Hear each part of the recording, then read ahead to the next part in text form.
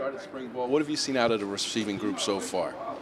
Well, again, at first it's really exciting. I mean, spring practice, a new beginning, a new start. I think the guys are working really hard, and we're just trying to develop the group, and everything's ground up, and we're trying to do a really good job of evaluating each person individually and then kind of the collective room to kind of see where we are. And every day brings new things, some challenges, some highlights. So, again, for me, it's a lot of fun. I'm excited and looking forward to watching the tape from today and moving on. I guess, what have you seen from some of the younger guys? A guy like Rashad Rochelle, obviously, who's a lot of versatility, but kind of what stood out about him so far? Well, again, everybody really with an install going in, it's really a developmental time for all the players.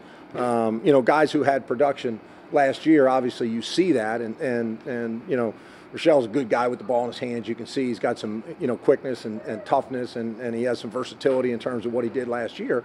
So it's always exciting to work with somebody who's got kind of a multiple skill set. He's got some position flexibility, and he's a really, really hard worker and a terrific kid. So I enjoy working with him.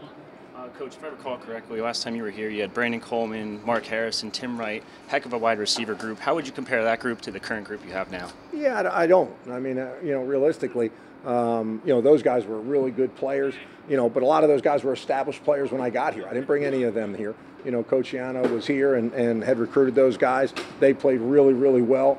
And they were great human beings, and I had a blast coaching them. And now I'm excited to coach this group. I don't live in a comparison world. I mean, it's 10 years ago, and I'm not really worried about 10 minutes ago, to be honest with you. So love those guys. I've seen a couple of them, since I've been back. So that's been exciting. But the new crew, I'm all in and just trying to work with them and develop each one of their individual skill sets, give each one of them a plan to give them the best chance to be successful to help our team win. Coach, I know you've been a lot of years of experience all over the place. Just curious what brought you back to Rutgers and why you wanted to be here. Well, I think I have a unique relationship with Kirk Ciarrocca, and he and I worked together, too long ago to probably say. And then, we had a conversation really a couple of years ago, and man, wouldn't it be a really cool situation to have an opportunity to work together again? And then, again, this opportunity came up. And I jumped at it. I was really excited. I have an incredible amount of respect for Coach Schiano. I've known him for a long time, kind of through other people. Coached against him a bunch, which is challenging.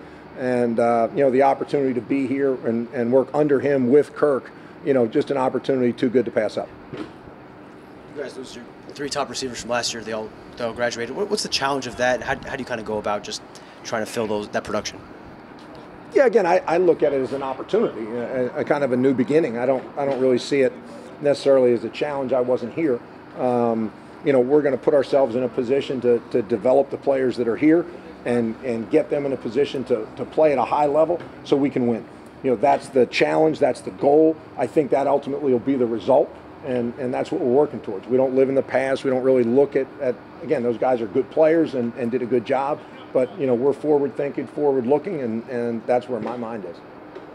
It's been 11 years since you were here, first go-around. He said I was old, and now you bring up 11 years. But you're showing us your good side, so that's what matters. No question.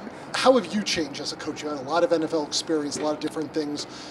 Just kind of when you look and evaluate this, how have you changed? What do you bring different this time around? Well, I hope experience and kind of the opportunity to share those experiences. I think one of the things that players enjoy hearing is, hey, this is exactly how X, Y, or Z did something.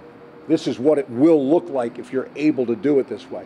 And so much of guys' success, so much of guys' ability to be a really good player has less to do with their physical talent than it does the things nobody sees. What they do in the weight room, what they do nutrition and sleep, what they do in terms of the meeting room, their ability to play as fast as they are, whatever that is. And those things I'm trying to convey to the younger players. Train yourself to be a really good player. You have enough ability to do the things we're going to ask you to do, but all those other pieces have to be in place for you to be the best player you can be. Whatever that is, nothing's equal. But I've coached a lot of really, really good players, and I wouldn't say anybody was, quote unquote, the same. So for me, it's fun. What's his skill set? What's it going to allow us to do? What's Kirk really want to do? How does he want to do it? Who's going to be capable of doing that the best? And then find a way to train the player to do that. And then who's somebody else who might have that skill set and train him? Maybe another guy is a little bit different, more of a slot player. What can we train him to do? You know, and all those things, they're kind of unique challenges, and man, are they fun. You know, for me, I love doing it. I love sitting in there and talking football, especially with people that I really respect and enjoy working with.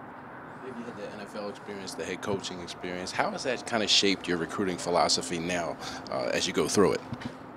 Recruiting?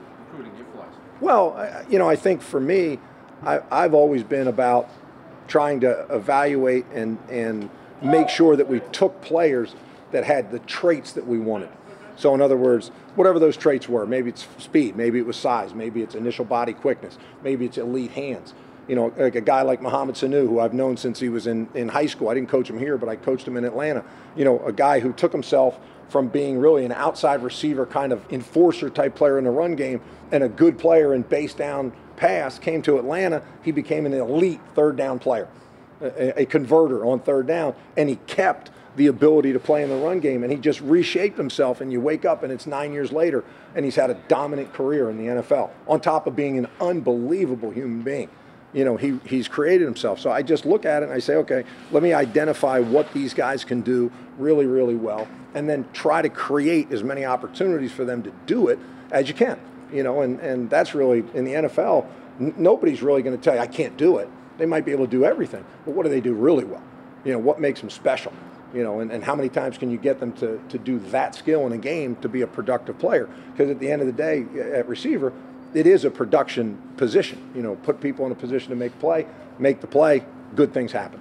And again, I'm excited about working with these guys and looking forward to it. Time for a few more here. Greg was saying the other day about how both you and Kirk have been demanding of the players, but also have been building relationships with them. Can you kind of describe that process as, like, from your perspective of getting to know who do you have, your new personnel, building those relationships, but also being demanding at the same time? Yeah, again, I think they go hand in hand. I think a player knows that you're going to give them everything you have. You're going to invest everything that you have, whether that's time, energy, knowledge, whatever it is. You're going to invest in that player to try and give him an opportunity to be the best player he can be. Again, whatever that is. You don't set any limits. There's no floors. There's no ceilings. Nothing. I think the player will immediately start to understand, okay, his primary goal is to make me the best I can be. You know, and then it's a little bit easier maybe to listen to kind of what's said more so than how it's said. You know, and again, I'm working on that because I'm old and I haven't been here a long time. But, you know, those are the things that are important. You know, put a guy in a position to be successful, then he has success. Now you're talking about genuine confidence. Now a guy says to himself, I know I can do this. I'm going to do it again. And then when you do that, again, that's where you kind of get a little bit of momentum and you start being able to do some things really, really well, which that's what good offenses do. Coach, before you were talking about versatility at the wide receiver position, one guy who's pretty versatile is Rashad Rochelle. He played running back last year. He's at wide receiver again. Just talk a little bit about his game. Well, I mean, again, I go back to production. So he played running back. He played receiver. He played, I think I saw him in some Wildcat direct snap stuff. I think he returned punts. You know, so again, in my mind, I look at that, and if I'm evaluating it, I'm saying, okay, here's a guy that they were trying to figure out a way to get him to touch the ball. So he's good with the ball in his hands. So how can we create some of those opportunities for him and then train him to be a functional player at receiver? Because right now he's a receiver. He's not in the backfield or any of those things. And he's done a really nice job. Again, he's athletic. He's got body quickness. He's tough. All the things you would expect from somebody who carries the ball, you know, and who's been and he's made plays. So he's going to have genuine confidence in terms of what he's doing and how he's trying to do it. So I've enjoyed it. It's just a matter now of trying to build on to what he's done and then see, okay, what's he really going to be good at? Take this as phase one, and now you're moving into the summer, and then, you know, we got a lot of football to work on before we kick it off. Final question. Nassim Brantley was a player that was really productive at the FCS level. How do you get his skill set to translate to big time Power 5 FBS? Yeah, I mean, I think players are players. You know, I think, you know, when he gets rolling, I think, you know, the traits that he has, which certainly is size and really, really good hands, and he's got good movement. You know, I think as he gets rolling, I think he'll be a plug-and-play player. You know, we'll be able to put him in and put him at one of the outside receiver positions, get him going, and then, again, like everybody else, kind of find out, okay, where's his strength? You know, what does he do best? And then try to formulate a way to make sure that he's doing those things more often than the things that maybe aren't what he does at an elite level. But again, very excited about coaching him and working with him, just like I am all these guys.